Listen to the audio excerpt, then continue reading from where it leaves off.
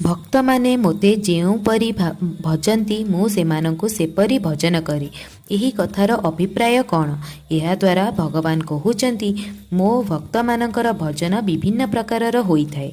निज निजर भावना अनुसारे भक्त माने मोर पृथक पृथक रूपर उपासना करती एवं निज निजर भाव अनुसारे मोते भजन स्मरण करती। अतएव मु मध्य सेमानंकु सेमानकर भावना अनुसारे सेही सेही रूप मानकरे ही दर्शन देइथाए। श्री विष्णु रूपर उपासना करुथुबा लोकंकु श्री विष्णु रूपरे, श्री राम रूपर उपासकंकु श्री राम रूपरे, श्री कृष्ण रूपर उपासकंकु श्री कृष्ण रूपरे, श्री शिव रूपर उपासकंकु श्री शिव रूपरे, श्री जगन्नाथ रूपर उपासकंकु श्री जगन्नाथ रूपरे, देवी रूपर उपासकंकु देवी रूपरे एवं निराकार सर्वव्यापी रूपर उपासकंकु निराकार सर्वव्यापी रूपरे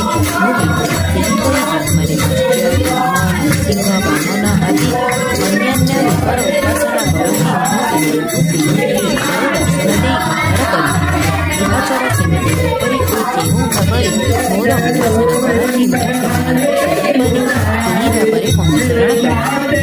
चिंतन करती सेमानंकु मु चिंतन करे, जेउमाने मो पाई व्याकुल हुअन्ति मु मध्य सेमानंक पाई व्याकुल हुअन्ति। जेउमाने सही पारती नाही मु मध्य सेमानंकर वियोग सहिपारे नाही।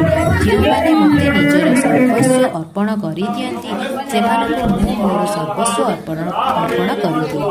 जेउमाने गोपाल बालकंक परि मते निजर सखा मने करी निज मोर भजन करती सेमानंक सहित मो मित्रंक परि व्यवहार करी।